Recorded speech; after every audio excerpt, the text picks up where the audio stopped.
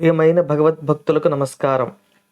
మహాభారతం ఆది పర్వంలో మనం ఇంతవరకు గంధర్వుడైన చిత్రరథుడు పాండవులను పదే పదే తపతి వంశం వారు అని సంబోధించడం విని అర్జునుడు, కుంతీపుత్రులమైన మేము తపతి వంశం వారము అని పిలవబడడానికి కారణం ఏమిటి, వారి గురించిన వివరాలు తెలుపమని గంధర్వుని కోరారు.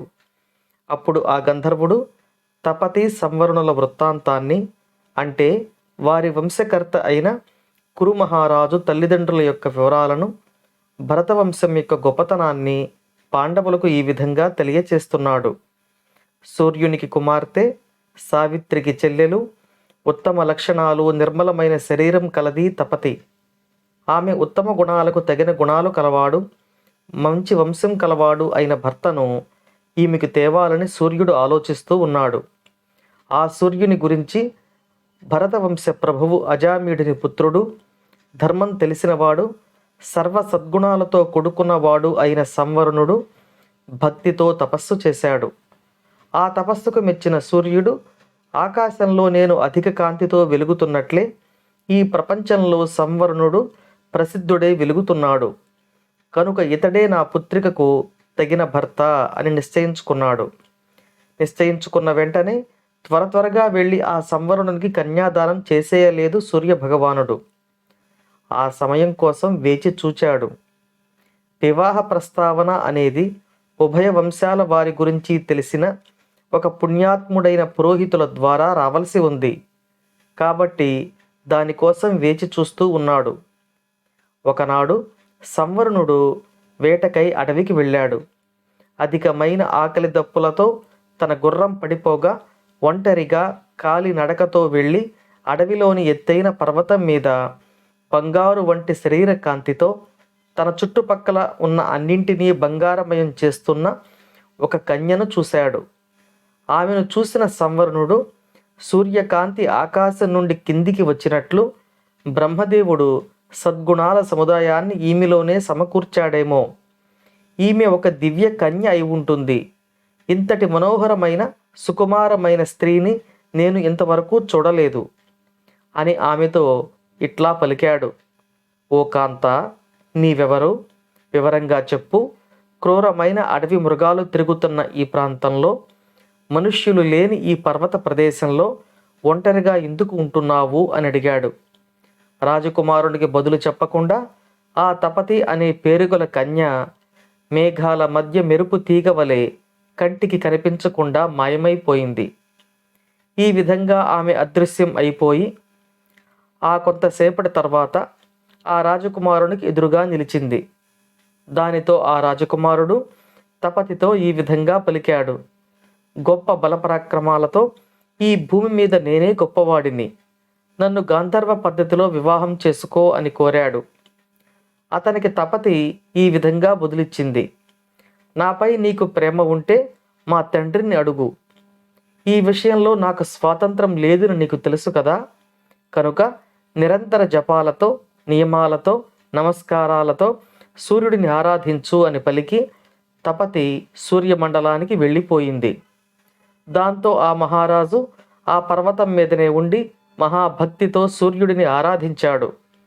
అలా ఆరాధిస్తూ బ్రహ్మదేవునితో సమానమైన ప్రభావం కలవాడు, తమ వంశ పురోహితుడు అయిన వశిష్ఠ మహామునిని మిక్కిలి భక్తితో స్మరించాడు.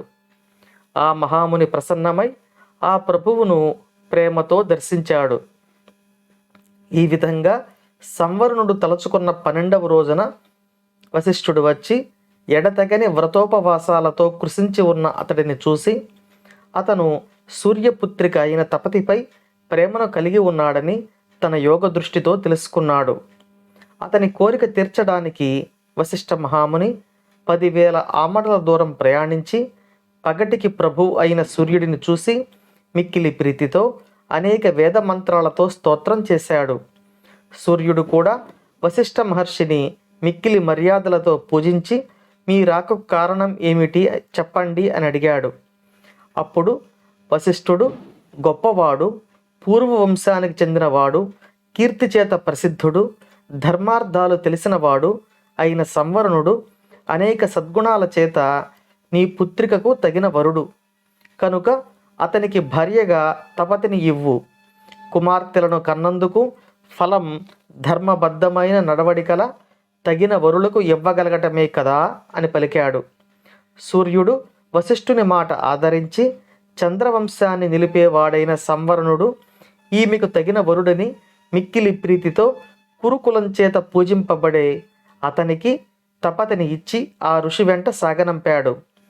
ఈ విధంగా నిమిషానికి 364 ఆమడలు పరిగెత్తే సూర్యుని రథంతో పాటు శ్రమ లేకుండా వెళ్ళి అతడిచ్చిన తపతిని తన వెంట తీసుకుని వచ్చి వశిష్ఠుడు శాస్త్రబద్ధంగా తపతి సంవరణులకు వివాహం జరిపించాడు. సంవరణుడు 12 సంవత్సరాల పాటు రాజకార్యాలను వదిలి ఆ కొండలలో అడవులలో తపతితో కలిసి ఉండిపోయాడు. దాని వలన భూమండలంలో అనావృష్టి ఏర్పడింది. ఇది తెలుసుకున్న వశిష్ఠుడు వైదిక క్రియలు చేసి సంవరణుడిని తన వెంట పిలుచుకొని హస్తినాపురానికి తిరిగి వచ్చాడు. ప్రజలంతా ఆనందించారు. అనావృష్టి తొలగింది. సంవరణునికి తపతికి మీ వంశకర్త అయిన కురుడు జన్మించాడు.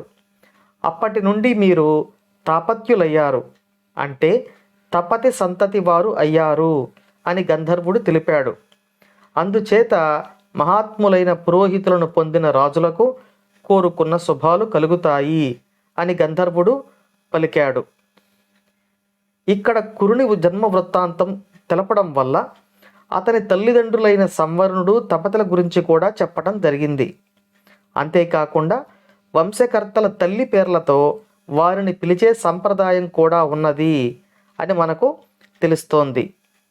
ఈ కథ విన్న తర్వాత అర్జునుడు తమ పూర్వీకుల పురోహితుడైన వశిష్ఠుని మహత్యాన్ని గురించి తెలుసుకొనగోరుతాడు. మనం తర్వాతి భాగంలో వశిష్ఠుని యొక్క గొప్పతనాన్ని తెలుసుకోబోతున్నాం. తమ వంశ పూర్వీకులకు వశిష్ఠుడి లాంటి బ్రహ్మర్షి పురోహితుడిగా ఉన్నందుకు, అటువంటి వంశంలో తాను జన్మించినందుకు అర్జునుడు, అతని సోదరులు, వారి తల్లి కుంతీదేవి పరమానంద భరితులయ్యారు. మనం తర్వాతి భాగంలో వశిష్ఠుని యొక్క గొప్పతనాన్ని తెలుసుకోబోతున్నాం. ఓం నమో భగవతే వాసుదేవాయ.